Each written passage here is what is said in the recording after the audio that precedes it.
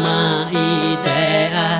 Nhunya kena mai vui putra Yego mana tau goi mai vai mu Nhunya kena enagi vui veri